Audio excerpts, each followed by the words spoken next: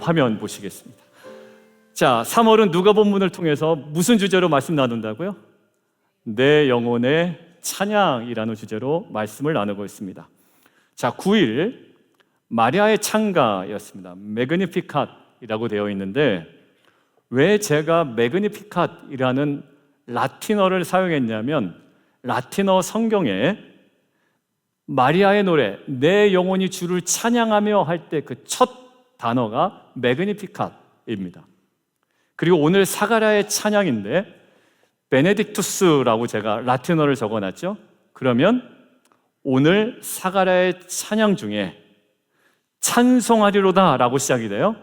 그 단어 라틴어가 베네딕투스입니다. 다음 주는 좀 달라지겠죠? 자, 사가랴 소개하겠습니다. 사가랴는 아론의 자손입니다. 뭐 하는 사람이에요? 제사장입니다. 누구 아버지인가요?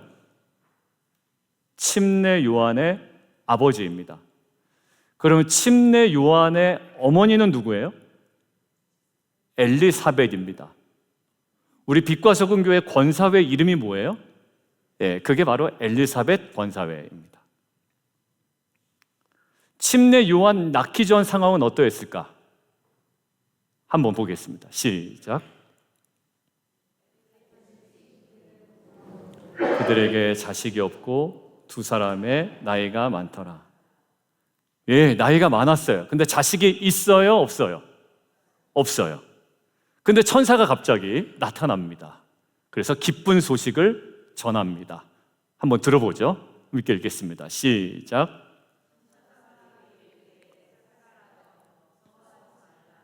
너의 간구함이 들린지라. 내 아내 엘리사벳이 내게 아들을 낳아주리니 그의 이름을 요한이라 하라. 오늘 굉장히 독특한 표현이 있습니다. 지금 사가랴가 어떤 기도를 한 것처럼 보여요. 부자 되게 해달라고? 어떤 간구를 한 것처럼 들려요? 내게 자식이 없으니 자식 좀 달라고 한 간구가 있었던 것 같아요. 그러니까 너의 간구함이 내게 들렸다. 내 아내 엘리사벳에게 아들을 낳아주겠다. 엘리사벳이 그 이름을 뭐라고 하라? 요한이라고 하라. 자기가 간절히 간구한 내용입니다. 그럼 사가랴 어떻게 해야 돼요? 할렐루야 기뻐해야 되잖아요. 네, 사가랴 반응이 좀 이상합니다. 같이 한번 읽겠습니다. 시작.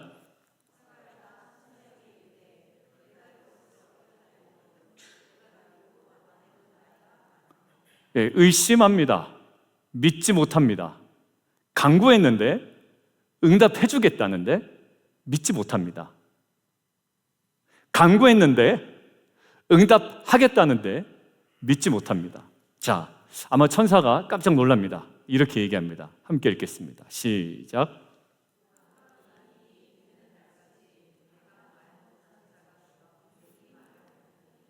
이는 내가 내 말을 믿지 아니함이거니와 때가 이르면 내 말이 이루어지리라 하더라. 그래서 사가랴는요 10개월 동안 무려 10달 동안 듣지도 못하고 말하지도 못하는 상태로 지나게 됩니다. 그러다가 10달이 지나 드디어 약속했던 아들이 태어납니다. 태어난 지 8일째 되던 날 무엇을 행할까요? 할례를 행합니다. 질문이요. 내 아들이 태어났는데 8일째 되던 날 할례를 행하려고 봤더니 그날이 1년에 한 번 돌아오는 대속죄일입니다.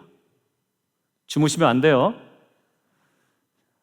자, 할례를 행해야 되는데 그날이 1년에 한 번씩 돌아오는 대속죄일입니다. 할례를 다음 날 행할까요? 아니면 그래도 행할까요?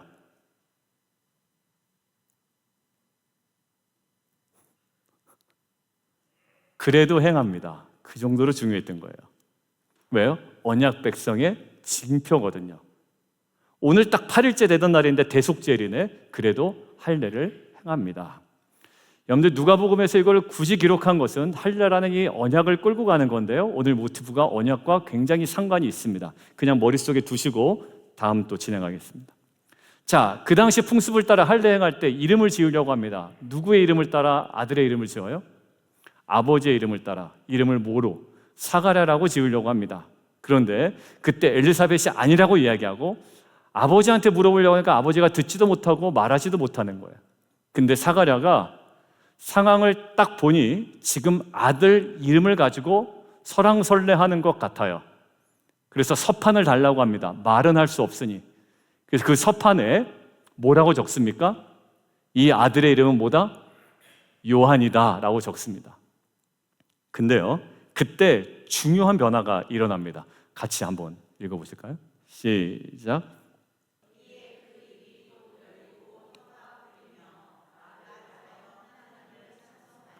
사가랴가 10개월의 침묵을 깨고 말을 할 수 있게 되었습니다.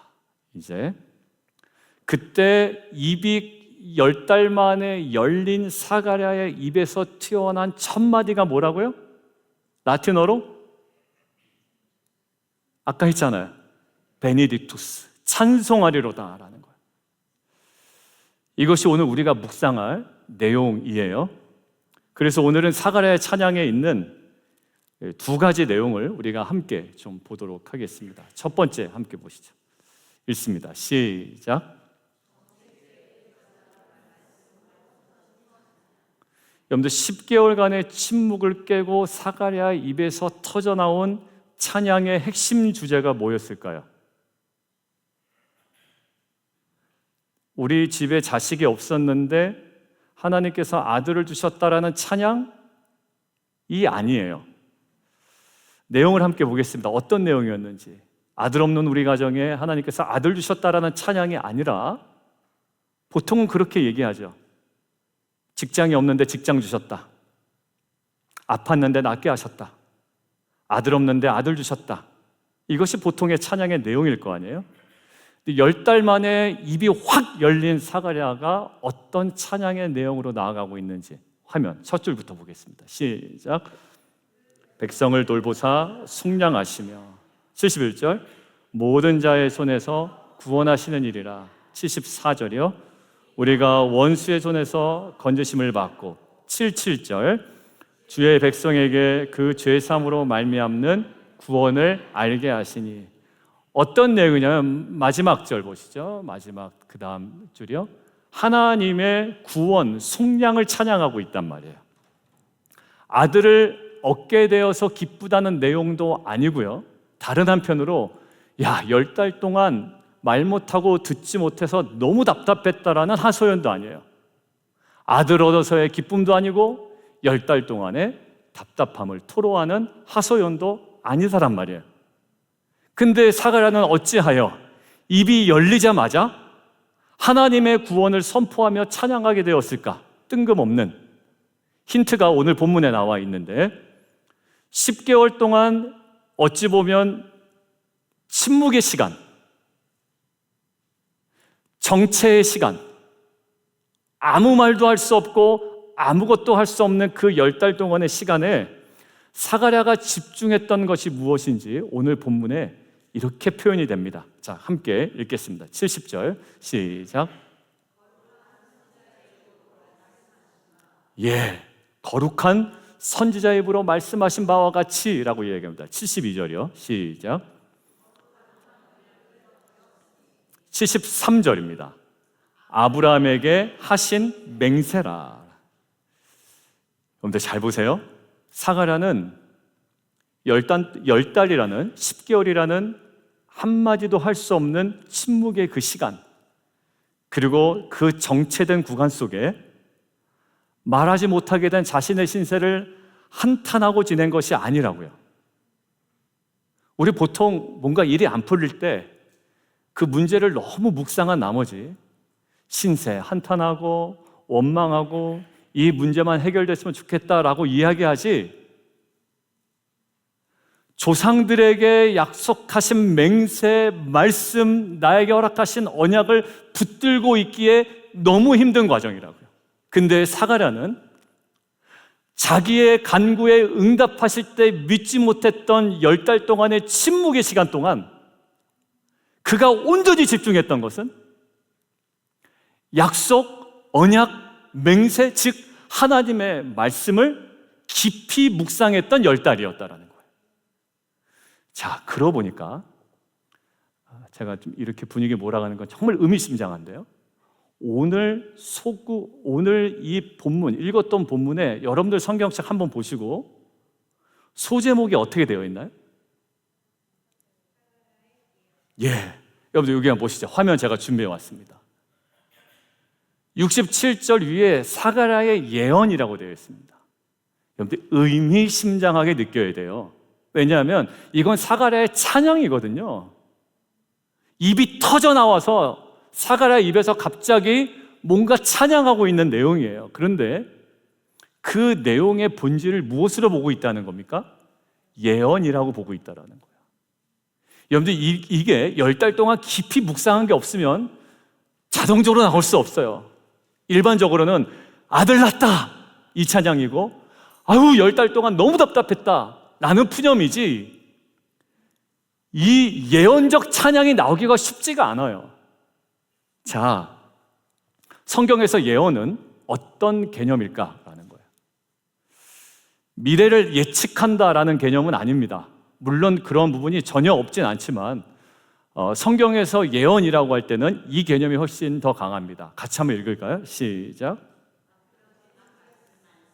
맡겨진 말씀이에요. 그래서 하나님께서 대부분 선지자들을 통하여 일하실 때 기존에 조상들에게 하셨던 말씀을 그 선지자를 통하여 기억나게 하십니다.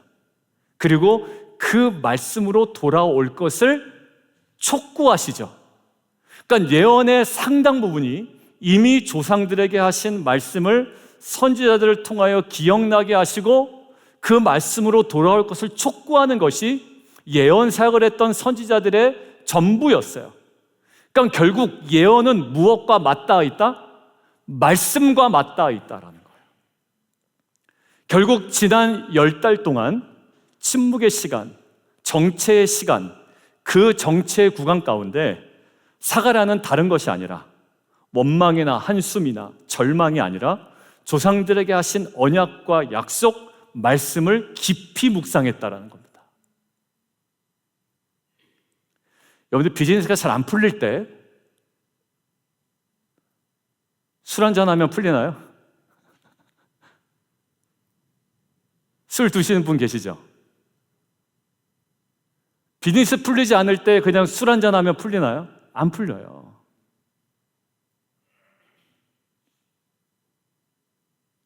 뭐 누구 탓한다고 풀리는 것도 아니에요.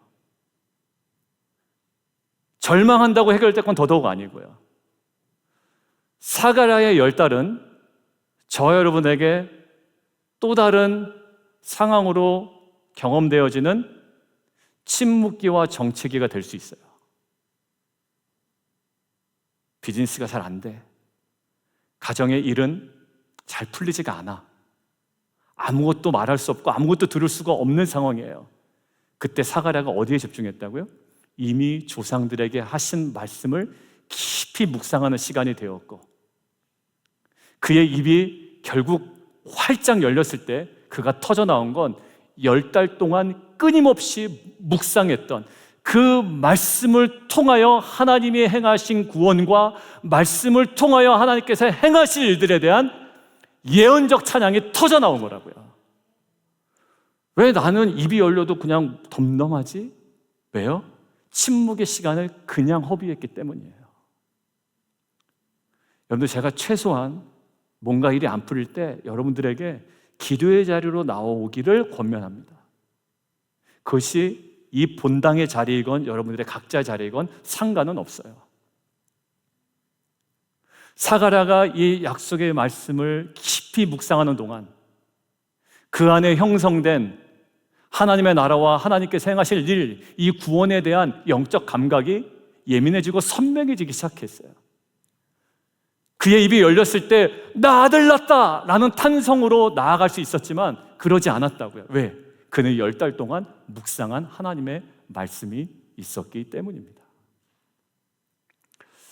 사랑하는 성도 여러분, 누가 찬양할 수 있어요? 그러면 오늘 보면 결국 누가 찬양이 터져 나오는지 아닙니까?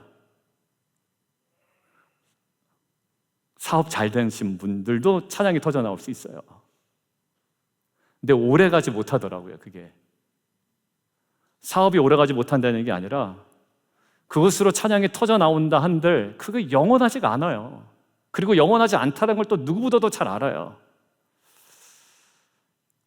누가 찬양할 수 있냐면 인생의 정체 구간에 침묵의 기간에 있었지만 하나님의 약속과 말씀을 깊이 묵상한 자가 그 멈춤의 시간이 끝날 때에 하나님께서 행하신 일들과 하나님께서 앞으로 행하실 일들에 대한 예언적 찬양을 할 수 있게 될 줄 믿습니다.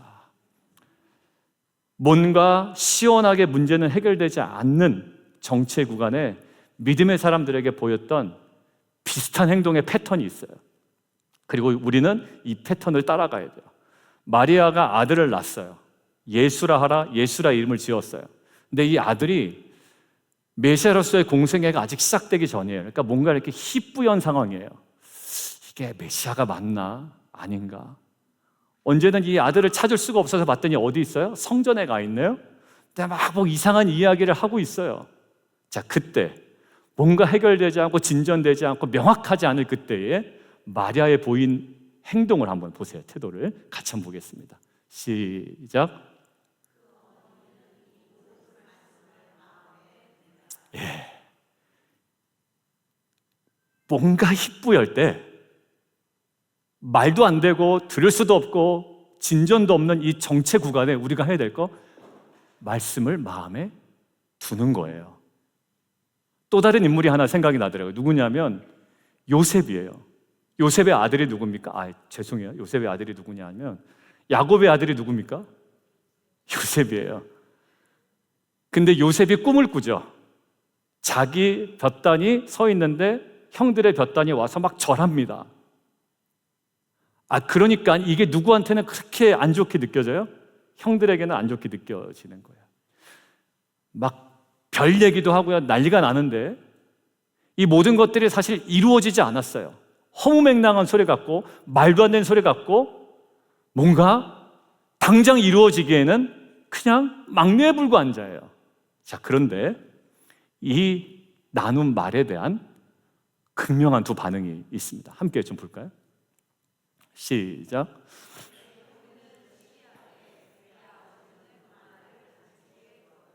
예, 이게 중요해요. 여러분들, 저는 비즈니스나 가정의 일이나 여러 가지 뭔가 안 될 때, 답답할 때, 말도 안 나오고 들을 귀도 없고 막 지금 사가라처럼 10달 동안 너무 답답할 때 하나님께서 그 가정에 주셨던, 그리고 제가 비즈니스 개업할 때, 개업 오픈 예배 드릴 때 우리 성도님들 몇 비즈니스 오픈할 때 항상 가서 말씀하죠. 요거 꼭 붙잡고 가시라고. 그 말씀을 기억하고 그 말씀에 반응하면서 나아가는 거예요. 그때 하나님의 때가 돼서 뭔가 입이 열리고 터져 나올 때 아이고 사업 잘 됐다라는 찬양이 아니에요. 이전에 행하셨던 자기 삶에 있어서의 구원의 역사와 앞으로 하나님께서 이 언약을 통해 하실 일들에 대한 뭐가 터져 나오게 된다고요? 예언적 찬양이 터져 나오게 된다는 거예요.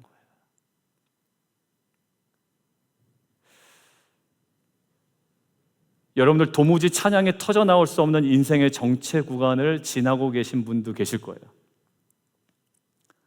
목사님, 도무지 저에게는 찬양이 터져 나올 수 없는 인생의 정체 구간입니다. 왜? 말할 수도 없고 들을 수도 없고 아무것도 할 수 없으니. 그런데 오늘 성령께서는 저와 여러분에게 다른 것이 아니라 하나님의 약속, 하나님의 말씀을 생각나게 하실 겁니다. 여러분들, 말씀은요, 그 말씀이 나에게 은혜가 됐다, 잘 풀리겠다, 이런 식으로 기독교 신앙이 되면 진짜 이거는 기복신앙 중에 기복신앙이에요. 저는 그 지점에서 한 단계 더 들어오기를 애쓰는데 그 지점이 그렇게 어렵더라고요. 여러분들, 제가 느낀 대로 신앙이 다 진행이 되면 얼마나 좋겠어요. 왜? 말씀에 은혜 받은 대로 다 내 삶이 풀리면 얼마나 좋겠어요. 여러분들, 은혜 받으면 다 될 것 같지 않아요? 사업도 될 것 같고 자녀의 문제도 해결될 것 같고. 근데 실제 안 그렇거든요. 우리로 하여금 어디로요? 그 말씀을 붙잡는 자로 나아가기를 원하는 거예요. 여러분들 10개월 동안 침묵의 기간, 정체 구간에서 하나님의 언약, 약속, 맹세, 즉 사가랴가 말씀을 붙들었던 것처럼 성령께서 저와 여러분에게 생각나게 하시고 그 말씀을 붙들고 또 깊이 묵상한다면 우리에게 앞으로 하나님께서 행하실 일들에 대한, 그리고 우리 가운데 이미 행하신 일들에 대한 그 예언적 찬양이 터져 나오는 은혜의 인생이 될 줄 믿습니다. 오늘 이게 여러분들에게 도전이 되고 은혜가 되기 위해서는, 열매가 맺히기 위해서는 어디로 가야 돼요? 그 말씀의 자리로 깊이 나아가는 거예요. 10달 동안 끊임없이 붙들고 내가 반응하는 거예요. 우리 일부 예배 드리시는 이제 혜원 집사님 부부 개업 예배할 때는 제가 신명기 말씀을 전했어요. 신명기 말씀 어떤 말씀이냐? 약속의 땅에 들어가기 직전에 이스라엘 백성이 주신 말씀이에요. 그래서 제가 이 사업을 시작하기 직전에 두 집사님 부부에게 주시는 말씀이라고 받고 잘 들으시고 가지고 가십시오. 뭐냐면 너희는 마음과 뜻과 힘과 정성을 다하여 여호와 하나님을 사랑하라. 이게 쉐마 이스라엘이잖아요. 전쟁 가는데 뭘 사랑 타령하고 있어요, 그죠? 전쟁해야 되면 군사력을 강하게 하라, 이게 더 맞잖아요.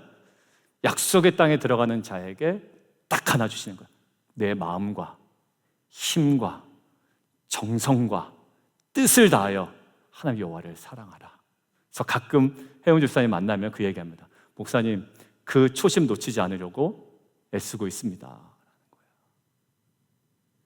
여러분들에게 주셨던 그 말씀에 반응함을 통해 입이 열렸을 때 말씀을 통해 우리에게 보여주시는 하나님의 행하신 일들과 행하실 것들에 대한 정말 예언적 찬양이 이 사가랴의 베네딕투스가 터져 나오는 복된 인생 되기를 주님의 이름으로 축원합니다. 그 자리가 새벽 예배면 여러분들 나오세요. 출근 시간 겹치면 안 나오셔도 돼요. 그러나 집에서 잘 안 되면, 우리 권사님들하고 몇 분 이제 그때 식사했는데, 목사님 집에선 잘 안 돼요, 이렇게 얘기하시더라고요. 나오세요. 제가 여러분들 유혹하는 것 같으세요? 아니요, 정말 나오세요. 나오시고, 여러분들 아니면 나오지 못하시면 각자의 자리에서 목요 성령 집회 얼마나 좋아요. 나오셔서 여러분들 마음껏 기도하고 가세요. 약속 붙들고. 두 번째, 그러나 사모하신 분들 하세요. 여러분들 강제로 하는 거 아니에요. 자, 두 번째 함께 읽겠습니다. 시작. 여러분들 오늘 찬양의 핵심 주제는 뭐라고 그랬어요? 하나님의 구원입니다. 그게 77절에 나와 있어요. 자, 함께 읽겠습니다. 시작. 말미암는 구원입니다. 이것이 구원의 핵심적인 내용이에요. 죄사함을 받는 거예요. 그래서 우리가 죽을 운명에서 이제 영생을 얻는 거예요. 이게 구원입니다. 그런데 오늘 학자들이 이 본문을 되게 어렵게 분석을 할 때 이렇게 얘기해요.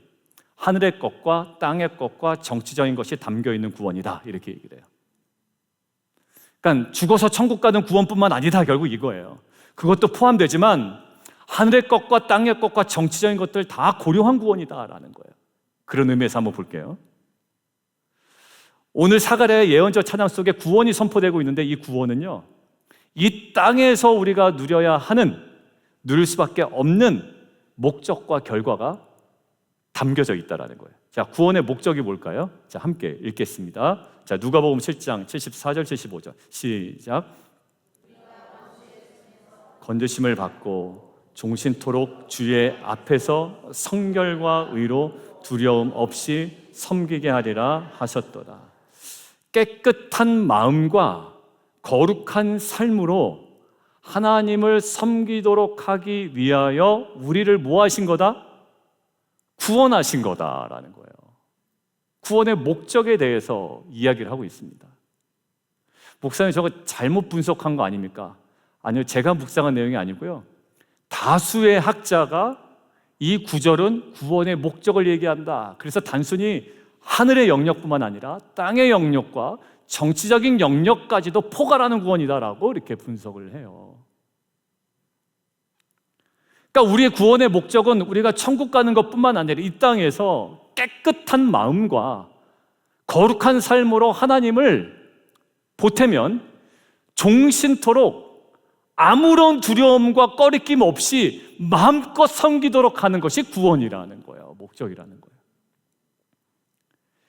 여러분들, 구원의 모형이 출애굽기에 담겨 있다고 얘기하잖아요. 그죠? 옛사람에서 떠나는 것, 애굽에서 떠나는 것, 그죠? 자, 이 출애굽이 담고 있는 구원의 모형, 여기서도 동일하게 나와 있어요.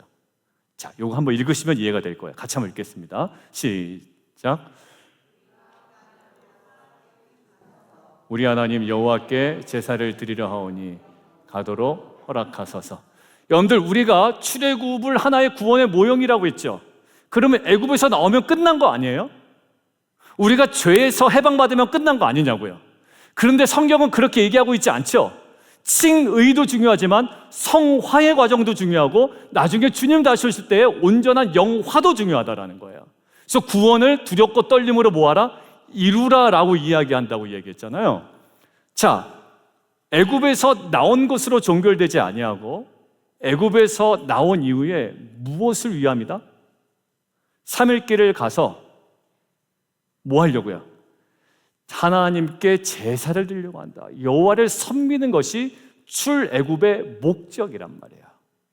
출애굽이 구원의 모형인데 구원의 목적이 하나님을 섬기는 것이라고 아까 나왔잖아요. 출애굽의 목적도 뭐라고요? 하나님을 섬기는 거예요. 결국 마음과 뜻과 힘과 정성을 다해 제대로 섬겨보는 거예요. 그것이 그들을 애굽에서 탈출시킨 하나님의 가장 궁극적인 목적이었던 거예요.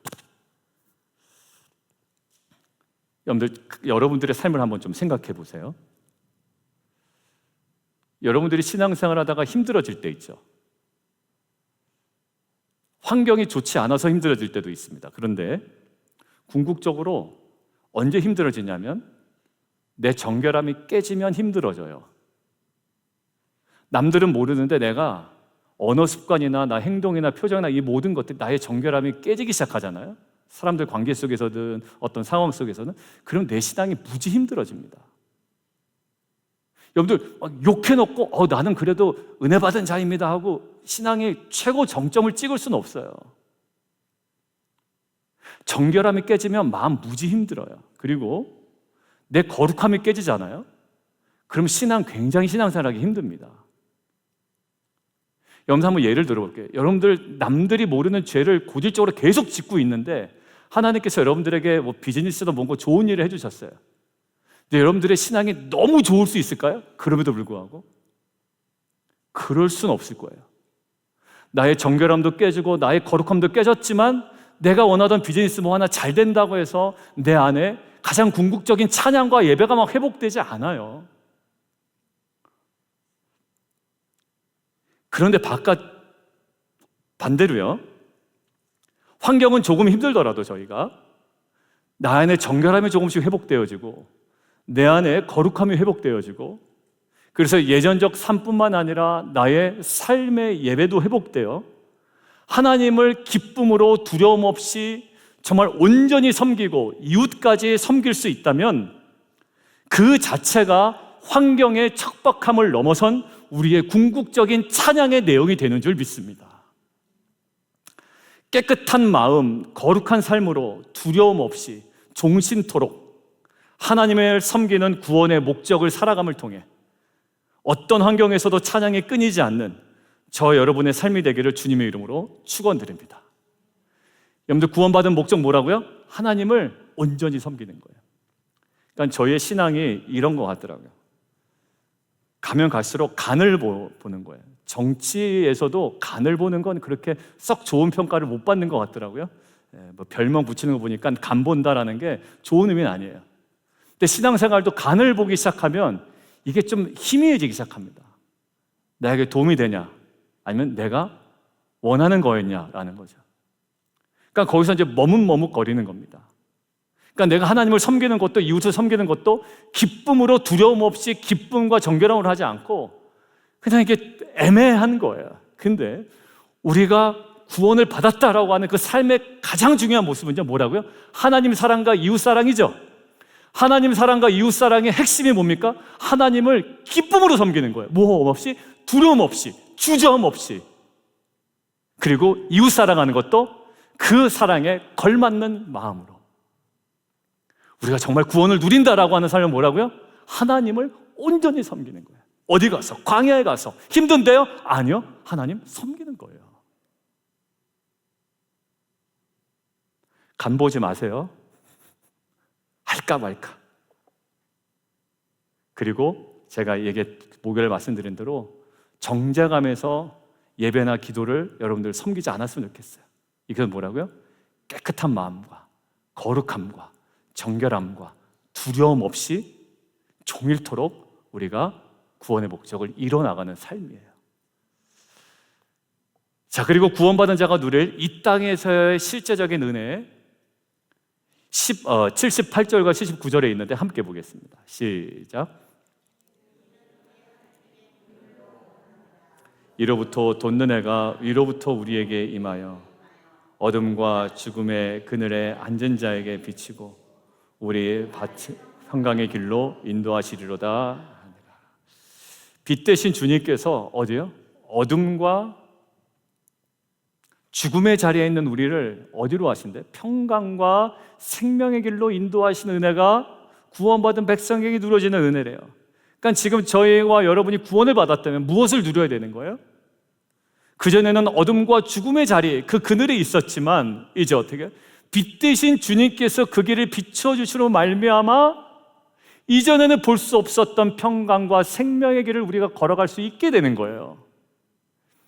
자, 이게 마태복음 4장에도 동일하게 나와 있습니다. 예수님의 이 땅 가운데 오심이 어떤 장면인지 동일한 이미지로 우리에게 알려주고 있어요. 같이 한번 읽겠습니다. 시작. 저편 해변의 길과 이방의 갈릴리여 흑암에 앉은 백성이 큰 빛을 보았고 사망의 땅과 그늘에 앉은 자들에게 빛이 빛이었도다 하였느니라. 사망의 땅과 그늘에 앉은 자들, 흑암에 앉은 백성이 뭐예요? 빛을 보았다. 빛이 빛이었다라는 거 아니에요? 그것이 뭐가 됩니까? 찬양의 내용이 됩니다. 빛이 비추어 생명과 평강의 길을 보게 되고 그 길을 걸어가는 것, 이것이 찬양의 내용이요. 구원받는 성도가 누려야 될 가장 중요한 이 땅에서의 핵심적인 은혜인 줄 믿습니다. 사업 어떻게 해야 되지? 여러분들 이것도 막막할 때가 있어요. 이렇게 해도 되고 이렇게 해도 안 돼. 여러분들 주식이 오르다가 갑자기 막 떨어집니다. 코인도 오르다가 막 떨어져요. 막 이더리움 같은 건 반토막 이하가 그냥 뚝뚝 떨어져 버려요. 나중에 올라가겠지. 여러분들 그거는 올라가겠지 내려가겠지 그거 다 우리 생각이고요. 정말 주님께서 우리에게 보여주신 것들은 그 막막함 속에 어디로 가라는 거예요? 빛 대신 주님께서 비춰주시는 그쪽으로 가라는 거랍니다. 여러분들 거기에 우리가 발견하지 못한 생명과 평강의 길이 있다고요. 내가 스스로 막 움켜쥐려고 하다가 가는 길은 수고는 있지만 참된 안식이 없어요.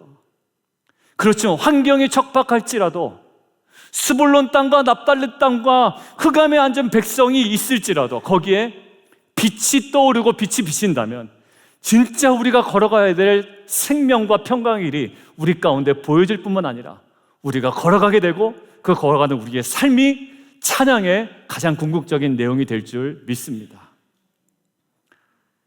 여러분들 출애굽이 구원의 모형이라고 했죠. 그러면 출애굽하면 끝난 거잖아요. 구원받았으니. 근데 그렇지 않아요. 잘 보세요. 출애굽이 구원이라고 했잖아요. 끝나지 않아요. 그 이스라엘 백성이 애굽에서 나와 광야에 들어가자마자 그들에게 현실적으로, 실제적으로, 구체적으로, 물리적으로 경험된 것이 두 가지가 있어요. 여러분들 그게 끝이라면 경험될 필요 없잖아요. 광야에 나온 그들에게 물리적으로 경험된 것 두 가지가 있는데 첫 번째가 음식과 물이에요. 만나와 메추라기와 물이에요. 여러분들 애굽에서 나왔다고 해결되는 게 아니에요. 그들에게 그것이 공급돼야 돼요. 그리고 그들에게 물리적으로 경험된 것, 중요한 것 또 한 가지가 있습니다. 뭘까요? 보여줬어요. 실제로 구름 기둥과 불 기둥이었어요. 그 말은 무슨 얘기입니까? 애굽에서 나왔다 한들, 너희가 구원받았다 한들, 구원받은 자에게 뭐가 필요하다? 그 길을 인도하시는 하나님의 절대적 은혜가 필요한 존재다라는 거예요. 구원받은 게 끝이라면 구름 기둥과 불 기둥이 왜 필요하겠어요? 너희가 애굽에서도 나왔지만 여전히 너에게는 뭐가 필요해? 하나님의 선한 인도하심이 필요하다라는 거예요. 그래서 뜨면 어떻게 돼요? 가고, 멈추면 우리도 멈추는 거예요. 여러분, 구름 기둥이 움직이고 불 기둥이 움직이고 빛을 비추는 것이 모두가 뭐였냐? 그들에게는 은혜였습니다. 그게 저와 여러분에도 새 길이 필요해요. 평강의 길이 필요하다고요. 구원을 받지 않았기 때문에가 아니라 구원받았기 때문에 이제 그 길이 더 필요합니다. 어떻게? 예수 우리들의 밝은 빛이 우리 가운데 비칠 때. 그래서 일부 예배 때는요, 원래 주보에도 이 찬양이 원래 사실 우리 결단 찬양이었거든요. 근데 2부 때는 좀 다른 곡으로 부르려고 다시 바꿨어요. 그래서 1부 예배 때는 불렀지만 우리가 잠깐 한 후렴만 불러봐요. 여러분, 지금 하나님께서 그 빛으로 인도하시잖아요. 빛을 비추시잖아요. 핵심이 뭐라고요? 밝게 하시는 거예요. 그리고 생명과 평강의 일로 우리를 인도하시는 거라고. 그 관점에서 오늘 찬양 이거 한번 불러봐요. 후렴만.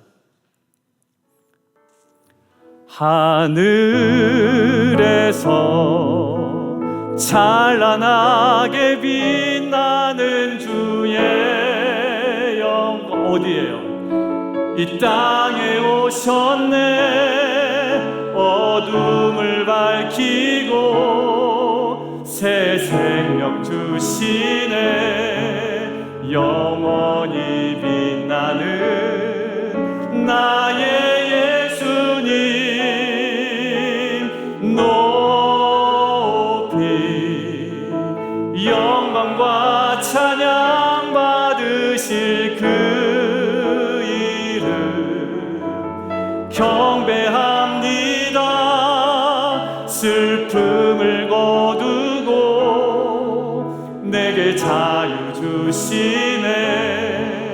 기쁨의 노래를 영원한 나의 빛 예수께.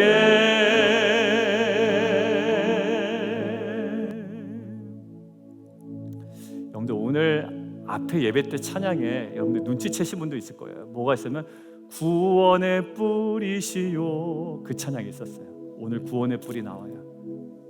나의 하나님, 나의 하나님, 뭐라고요?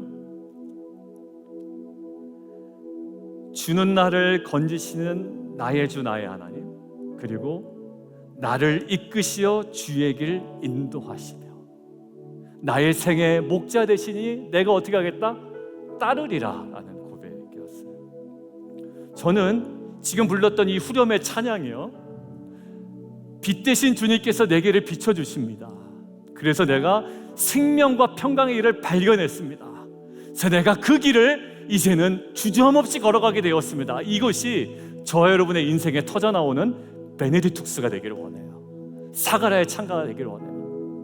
여러분들 쪼잔하게 이제 뭐 주식으로 조금 돈 좀 벌었습니다, 이게 여러분들의 찬양의 전부가 되면 이상하잖아요. 좀 코인이 좀 올랐습니다, 떨어졌습니다, 여러분들 이거에 움직이는 신앙이 아니라 척박해도 빛을 비치시고 새로 발견한 생명과 평강의 길을 내가 발견하고 걸어갑니다. 이것이 나에게 사가라의 찬양, 베네딕투스, 흔들리지 않은 저와 여러분의 고백이 되기를 주님의 이름으로 축원합니다. 말씀 마무리합니다. 사가라의 찬양에서 저는 두 가지가 보였어요. 뭐냐면 시간과 공간이에요. 뭐라고요? 시간과 공간. 처음 시간은 아무 말도 할 수 없었던 10달 동안이에요. 근데 아들을 얻은 기쁨도 아닌 10개월 동안의 답답함을 마구 토로하는 것도 아닌 하나님께서 행하신 일과 행하실 구원의 역사에 대한 예언적 찬양이 터져 나오잖아요. 그리고 공간적으로는 어둠과 죽음의 그늘입니다. 우리는 그러한 시간에 갇혀 있고 그러한 공간 안에 갇혀 있을 수 있어요. 그런데 해가 위로부터 임하여 빛이 비춥니다. 참빛인 예수님이십니다. 이제는 생명과 평강의 길로 인도하십니다. 그래서 어떻게 해요? 깨끗한 마음과 거룩한 삶으로 뭐 없이 전혀 주저함이나 두려움 없이 이제 하나님을 온전히 섬깁니다. 간보지 않습니다. 그 하나님을 섬기고 이웃을 섬기는 하나님 사랑과 이웃 사랑이 궁극적인 나의 뭐가 된다? 베네딕투스가 됩니다. 나의 찬양이 됩니다. 그 시간과 공간에 막혀있는 듯한 그곳에서 하나님의 약속의 말씀을 붙들고 말씀이시고 참빛이신 그 주님의 인도하심을 누림을 통해 환경의 척박함을 넘어선 이 사가랴의 찬양 베네딕투스, 이것이 터져 나오는 은혜의 삶이 되기를 주님의 이름으로 축원합니다.